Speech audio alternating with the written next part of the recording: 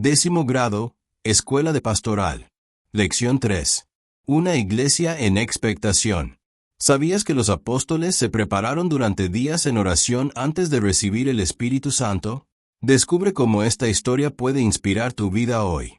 Oración. Oh Señor, Padre de bondad y misericordia, que en tu infinita sabiduría has guiado a tus apóstoles y a la Iglesia a lo largo de los siglos. Te pido que me concedas la gracia de reflexionar profundamente sobre la lección aprendida, que pueda entender la importancia de la oración, la unidad y el papel de María en el cenáculo, y cómo estas enseñanzas pueden iluminar mi camino. Te pido, Señor, que me concedas la sabiduría y la fortaleza para aplicar estas lecciones en mi vida diaria, que pueda vivir con fe y esperanza, siguiendo el ejemplo de los apóstoles y de María, y que mi vida sea un testimonio de tu amor y tu gracia. Agradezco por la oportunidad de crecer espiritualmente y por la gracia de aprender más sobre tu amor y tu voluntad. Que esta reflexión me inspire a vivir con mayor devoción y compromiso, y que pueda ser un instrumento de tu paz y tu amor en el mundo. Que la Virgen María, Madre de la Iglesia y modelo de fe, interceda por mí y me guíe en este camino de crecimiento espiritual. Que los santos y los ángeles me acompañen y me protejan, y que pueda siempre buscar tu voluntad con un corazón humilde y abierto. Amén. Los apóstoles perseveraban en oración alrededor de María. 5. Preparación a la venida del Espíritu Santo. La comunidad apostólica en oración. 6. Conocemos la suprema promesa y la última orden de Jesús a sus apóstoles antes de la ascensión. Mirad, yo voy a enviar sobre vosotros la promesa de mi Padre. Por vuestra parte permaneced en la ciudad hasta que seáis revestidos de poder desde lo alto. Lucas 24:49. CF también Hechos 1:4. Hemos hablado de ella en la catequesis precedente, poniendo de relieve también la continuidad y el desarrollo de la verdad neumatológica entre la antigua y la nueva alianza.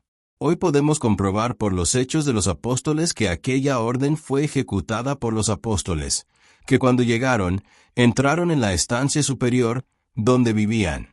Todos ellos perseveraban en la oración con un mismo espíritu. Hechos 1, 13-14. No solo se quedaron en la ciudad, sino que también se reunieron en el cenáculo para formar comunidad y permanecer en oración, junto con María, Madre de Jesús, como preparación inmediata para la venida del Espíritu Santo y para la primera manifestación en público, por obra del Espíritu Santo, de la Iglesia nacida de la muerte y resurrección de Cristo. Toda la comunidad se está preparando, y en ella cada uno personalmente. 2. Es una preparación hecha de oración. Todos ellos perseveraban en la oración, con un mismo espíritu. Hechos 1:14. Es como una repetición o una prolongación de la oración mediante la que Jesús de Nazaret se preparaba a la venida del Espíritu Santo en el momento del bautismo en el Jordán, cuando debía iniciar su misión mesiánica. Cuando Jesús estaba en oración, se abrió el cielo, y bajó sobre él el Espíritu Santo. Lucas 3, 21-22. Alguien podría preguntar, ¿por qué implorar aún en la oración lo que ya ha sido prometido? La oración de Jesús en el Jordán muestra que es indispensable orar para recibir oportunamente el don que viene de lo alto. Sofonías 1:17. Y la comunidad de los apóstoles y de los primeros discípulos debía prepararse para recibir justamente este don, que viene de lo alto, el Espíritu Santo que daría inicio a la misión de la Iglesia de Cristo sobre la tierra. En momentos especialmente importantes, la Iglesia actúa de modo semejante. Busca nuevamente aquella unión de los apóstoles en la oración en compañía de la Madre de Cristo. En cierto sentido, vuelve al cenáculo. Así sucedió, por ejemplo, al comienzo del Concilio Vaticano II. Cada año. Por lo demás, la solemnidad de Pentecostés es preparada por la novena al Espíritu Santo, que reproduce la experiencia de oración de la primera comunidad cristiana en espera de la venida del Espíritu Santo. 3. Los Hechos de los Apóstoles subrayan que se trataba de una oración, con un mismo espíritu. Este detalle indica que se había realizado una importante transformación en los corazones de los apóstoles, entre los que existían poco antes diferencias e incluso algunas rivalidades. Cf. Marcos 9:34, Lucas 9:46, Lucas 22:24.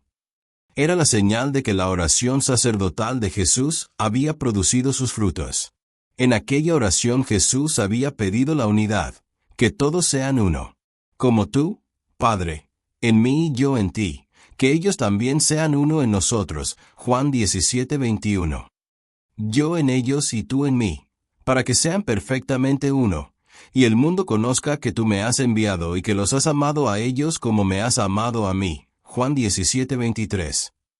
A lo largo de todos los tiempos y en toda generación cristiana, esta oración de Cristo por la unidad de la Iglesia conserva su actualidad. Y que actuales han resultado aquellas palabras en nuestros tiempos, animados por los esfuerzos ecuménicos en favor de la unión de los cristianos. Probablemente nunca como hoy han tenido un significado tan cercano al que tuvieron en los labios de Cristo en el momento en que la Iglesia estaba para salir al mundo. También hoy existe por todas partes el sentimiento de que nos encaminamos hacia un mundo nuevo, más unido y solidario. 4. Además, la oración de la comunidad de los apóstoles y discípulos antes de Pentecostés era perseverante. Perseveraban en la oración, en griego, proskarterountes, perseverantes, de, proskartere, constancia, perseverancia, asiduidad. Por tanto, no fue una oración de momentánea exaltación. La palabra griega empleada por el autor de los Hechos de los Apóstoles indica una perseverancia paciente, en cierto sentido incluso obstinada, que incluye un sacrificio y superar dificultades. Fue, por consiguiente, una oración que compromete completamente no solo el corazón sino también la voluntad. Los apóstoles eran conscientes de la misión que les esperaba. 5. Aquella oración era ya un fruto de la acción interior del Espíritu Santo, porque es el quien inspira la oración y ayuda a perseverar en ella. Vuelve de nuevo a la mente la analogía con Jesús mismo, quien, antes de comenzar su actividad mesiánica, se dirigió al desierto. Los evangelios subrayan que el Espíritu lo empujó, Marcos 1:12, cf. Mateo 4:1, que era conducido por el Espíritu al desierto, Lucas 4:1. Si son múltiples los dones del Espíritu Santo, hay que decir que, durante la permanencia en el cenáculo de Jerusalén, el Espíritu Santo ya actuaba en los apóstoles en lo oculto de la oración, para que el día de Pentecostés estuviesen dispuestos para recibir este don grande, decisivo, por medio del cual debía comenzar definitivamente sobre la tierra la vida de la Iglesia de Cristo. 6. En la comunidad unida en la oración, además de los apóstoles, estaban igualmente presentes otras personas, hombres y también mujeres. La recomendación de Cristo, en el momento de su partida para volver al Padre, tenía como destinatarios directos a los apóstoles. Sabemos que les ordenó que no se ausentasen de Jerusalén, sino que aguardasen la promesa del Padre, Hechos 1:4. A ellos Jesús les había encomendado una misión especial en su iglesia. Ahora bien, el hecho de que en la preparación de Pentecostés tomaran parte también otras personas, y especialmente las mujeres, constituye una simple continuación del comportamiento de Jesús mismo, como aparece en diversos pasajes de los Evangelios. Lucas nos da incluso los nombres de estas mujeres que seguían, colaboraban y ayudaban a Jesús: María, llamada Magdalena, Juana, mujer de Cusa, administrador de Herodes, Susana y muchas otras. Cf. Lucas 8, 1-3. El anuncio evangélico del reino de Dios se desarrollaba no solo en presencia de los 12 y de los discípulos en general, sino también de estas mujeres en particular, de las que habla el evangelista diciendo que ellas a Jesús y a los apóstoles, servían con sus bienes, Lucas 8:3. De ello se deduce que las mujeres, de la misma manera que los hombres, están llamadas a participar en el reino de Dios que Jesús anunciaba, a formar parte de él, y a contribuir a su crecimiento entre los hombres, como expliqué ampliamente en la Carta Apostólica Mulieris Dignitatem. 7. Bajo este punto de vista, la presencia de las mujeres en el cenáculo de Jerusalén durante la preparación de Pentecostés y el nacimiento de la Iglesia reviste una especial importancia. Hombres y mujeres, simples fieles, participaban en el acontecimiento entero junto a los apóstoles y en unión con ellos. Desde el inicio, la Iglesia es una comunidad de apóstoles y discípulos, tanto hombres como mujeres. No puede ponerse en duda que la presencia de la Madre de Cristo tuvo una importancia especial en aquella preparación de la comunidad primitiva para Pentecostés. Pero a este tema convendrá dedicar una catequesis aparte. 6. Preparación a la venida del Espíritu Santo. María presente en el cenáculo. 7. Todos ellos perseveraban en la oración, con un mismo espíritu en compañía de algunas mujeres, de María, la Madre de Jesús, y de sus hermanos, Hechos 1:14. Con estas sencillas palabras el autor de los Hechos de los Apóstoles señala la presencia de la Madre de Cristo en el cenáculo, en los días de preparación para Pentecostés. En la catequesis precedente ya entramos al cenáculo y vimos que los apóstoles, obedeciendo la orden recibida de Jesús antes de su partida hacia el Padre, se habían reunido allí, perseveraban, con un mismo espíritu, en la oración. No estaban solos, pues contaban con la participación de otros discípulos, hombres y mujeres. Entre estas personas que pertenecían a la comunidad originaria de Jerusalén, San Lucas, autor de los Hechos, nombra también a María, Madre de Cristo. La nombra entre los demás presentes, sin añadir nada de particular respecto a ella. Pero sabemos que Lucas es también el evangelista que manifestó de forma más completa la maternidad divina y virginal de María, utilizando las informaciones que consiguió con una precisa intención metodológica. Cf. Lucas 1:1 ss. Hechos 1:1 ss. En las comunidades cristianas. Informaciones que al menos indirectamente se remontaban a la misma fuente de todo dato mariológico, la misma Madre de Jesús. Por ello, en la doble narración de Lucas, así como la venida al mundo del Hijo de Dios está presentada en estrecha relación con la persona de María, así ahora se presenta el nacimiento de la Iglesia vinculado con ella. La simple constatación de su presencia en el cenáculo de Pentecostés basta para hacernos entrever toda la importancia que Lucas atribuye a este detalle. 2. En los Hechos, María aparece como una de las personas que participan, en calidad de miembro de la primera comunidad de la Iglesia naciente, en la preparación para Pentecostés. Sobre la base del Evangelio de Lucas y otros textos del Nuevo Testamento, se formó una tradición cristiana acerca de la presencia de María en la Iglesia, que el Concilio Vaticano II ha resumido afirmando que ella es un miembro excelentísimo y enteramente singular. Cf. Lumen Gentium 53, por ser Madre de Cristo, hombre Dios, y por consiguiente Madre de Dios. Los padres conciliares recordaron, en el mensaje introductorio, las palabras de los Hechos de los Apóstoles que acabamos de leer, como si quisieran subrayar que, como María había estado presente en aquella primera hora de la Iglesia, así deseaban que estuviese en su reunión de sucesores de los apóstoles, congregados en la segunda mitad del siglo XX en continuidad con la comunidad del cenáculo, reuniéndose para los trabajos conciliares. También los padres querían perseverar en la oración con un mismo espíritu, en compañía de María, la Madre de Jesús, cf. Hechos 1:14. 3. Ya en el momento de la Anunciación, María había experimentado la venida del Espíritu Santo. El ángel Gabriel le había dicho, «El Espíritu Santo vendrá sobre ti y el poder del Altísimo te cubrirá con su sombra. Por eso el que ha de nacer será santo y será llamado Hijo de Dios». Lucas 1:35. Por medio de esta venida del Espíritu Santo a ella, María fue asociada de modo único e irrepetible al misterio de Cristo. En la encíclica Redemptoris Mater escribí, en el misterio de Cristo María está presente ya, antes de la creación del mundo, cf. Efesios 1:4, como aquella que el Padre ha elegido, como madre de su Hijo en la encarnación, y junto con el Padre la ha elegido el Hijo, confiándola eternamente al Espíritu de Santidad. Romanos 8. 4. Ahora bien, en el cenáculo de Jerusalén, cuando mediante los acontecimientos pascuales el misterio de Cristo sobre la tierra llegó a su plenitud, María se encuentra en la comunidad de los discípulos para preparar una nueva venida del Espíritu Santo, y un nuevo nacimiento, el nacimiento de la Iglesia.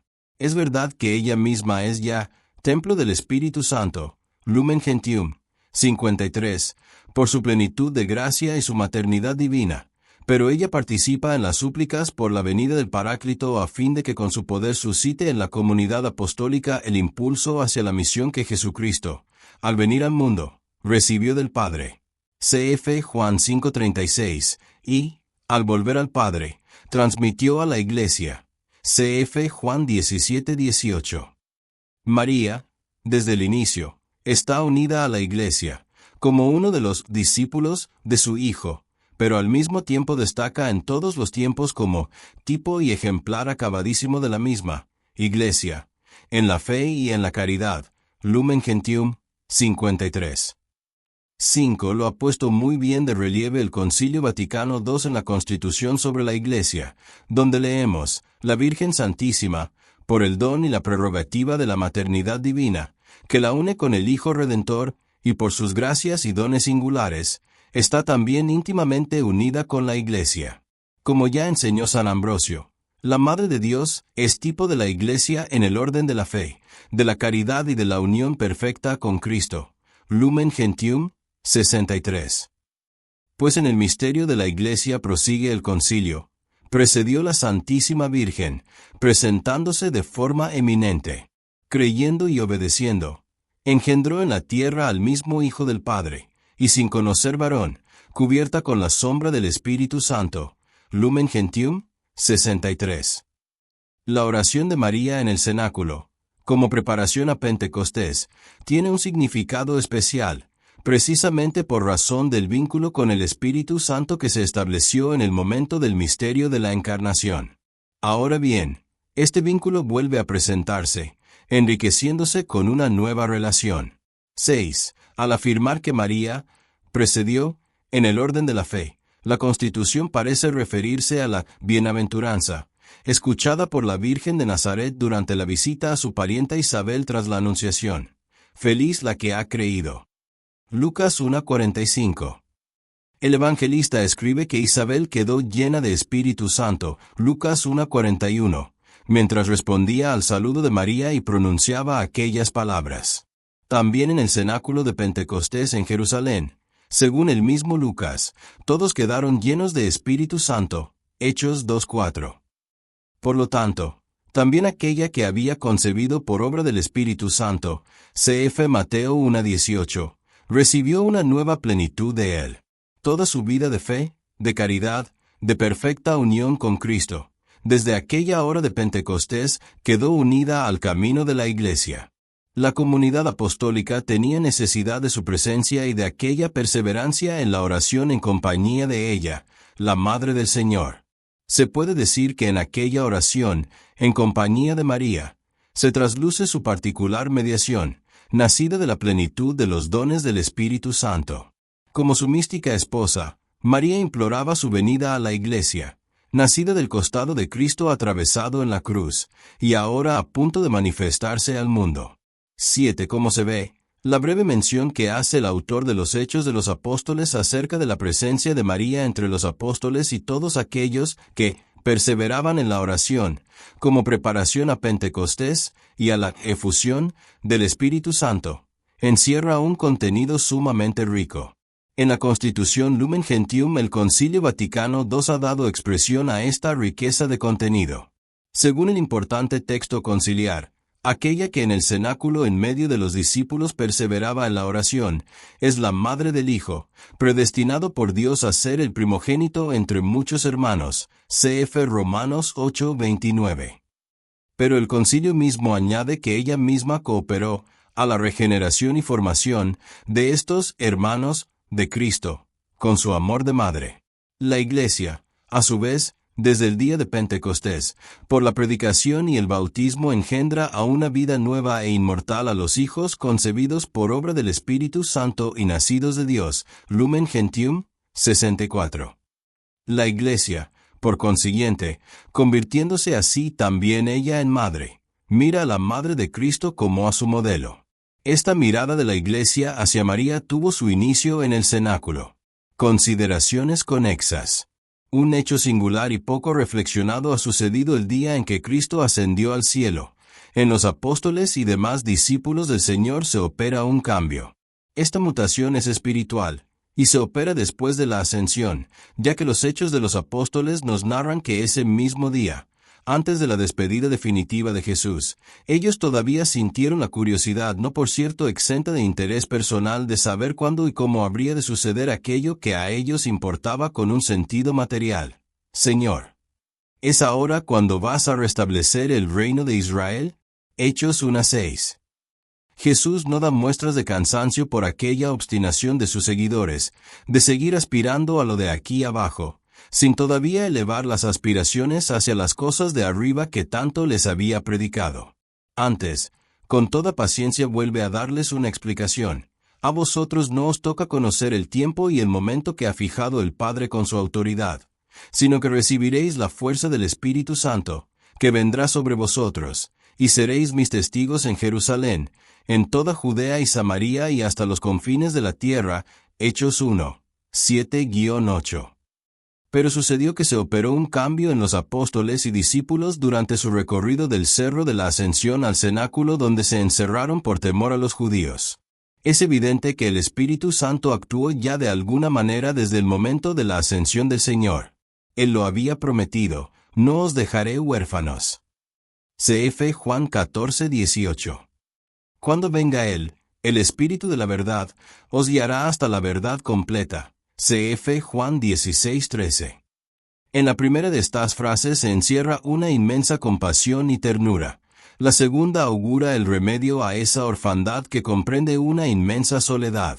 Si Jesús se ha ido, el Espíritu ya tiene que haber llegado aunque aún no se manifieste, y ya estará actuando. Os conviene que yo me vaya, porque si no me voy, no vendrá a vosotros el Paráclito.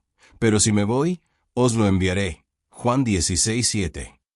He aquí porque en los días precedentes a Pentecostés los apóstoles y discípulos se comportaron en espera del Paráclito de modo diferente a cómo se ostentaron todavía hasta el momento de ir a despedir al Señor. Y es que la preparación a la recepción del Espíritu de la promesa les era indispensable por medio de una actitud orante y llena de fe. La oración implica adhesión a Dios, de quien se espera el don. La fe es disposición total a la voluntad divina que habrá de dotarnos de su Espíritu, pero que habrá de pedirnos mucho a cambio, comenzando por una conversión total de nosotros mismos, y la decisión de arrostrar ese incógnito futuro que implica a la vez entrega y renuncia. La perseverancia en la oración de que nos habla Lucas indica que los seguidores de Cristo ya no solo le seguían físicamente, fascinados por su persona, maravillados por sus milagros, entusiasmados por su doctrina y deseosos de compartir con él un futuro que les parecía a la vez incomprensible y brillante, sino que empezaban a imitarle en aquello que le vieron hacer: orar. Ellos mismos le habían pedido que les enseñara a orar, pero hasta ahora, y como fruto del Espíritu que ya les animaba desde su interior, será cuando empiecen a orar como su Maestro. Otro rasgo que nos habla de la acción del Espíritu en aquel puñado de seguidores de Jesús que ya conformaban el cuerpo de la Iglesia, es la aceptación unánime de la autoridad de Pedro. Pedro, en un acto de suprema autoridad la recibida de Cristo, se puso de pie, lo que significa que, tomando la iniciativa, comenzó a ejercer la autoridad, de que fuera investido por el Maestro delante de todos, y ninguno se lo objetó. Todos a una rindieron acatamiento a esa misma autoridad que sabían venida de lo alto, recordando lo enseñado por el Señor. El Padre ama al Hijo y ha puesto todo en su mano. Juan 3:35. Me ha sido dado todo poder en el cielo y en la tierra. Id pues. Cf. Mateo 28:18. Este primer acto de autoridad que ejerce Pedro, el de proponer la sustitución de Judas para que el colegio apostólico se complete, es una disposición esencial en el gobierno de la Iglesia, en su ser triple de enseñar, santificar y pastorear. Era un primer paso indispensable para que la Iglesia pudiera marchar, porque un colegio apostólico trunco ya no era el colegio apostólico en su plena expresión para que el testimonio de la resurrección de Cristo fuera pleno. Echaron a suertes y la suerte cayó sobre Matías, que fue agregado al número de los 12 apóstoles. Hechos 1:26. Esta forma de proceder no tiene un sentido mágico, ni es actuar sin mayor base de seguridad sobre los resultados. Es ya la fe de la Iglesia naciente en que la autoridad constituida goza de la asistencia del Espíritu Santo, el cual, mediante un acto puramente humano como es el de echar suertes, va a decidir cuál de los dos convenía elegir. La Iglesia confiaba plenamente ya en la acción del Paráclito en bien de ella, y él, ciertamente, aún antes de su manifestación espléndida de Pentecostés, ya derramaba sobre la Iglesia sus dones y asistía a la autoridad apostólica constituida. En momentos especialmente importantes, la Iglesia actúa de modo semejante. Busca nuevamente aquella unión de los apóstoles en la oración en compañía de la Madre de Cristo. Número 2. El Papa nos recuerda que, en la larga historia de 2000 años, la Iglesia, en los momentos más significativos, más importantes o calamitosos, ha sentido la necesidad de dos prácticas: orar, pero no ella sola, sino al amparo de María. A este respecto, el Concilio Vaticano II nos instruye así. 62. Esta maternidad de María sin cesar perdura en la economía de la gracia. Desde el consentimiento que otorgó fielmente en la Anunciación, y que sostuvo sin vacilación bajo la cruz, hasta la completa consumación de todos los elegidos. Pues asunta a los cielos, no evanden de esta función salvífica, sino que por su múltiple intercesión continúa consiguiendo para nosotros los dones para la eterna salvación.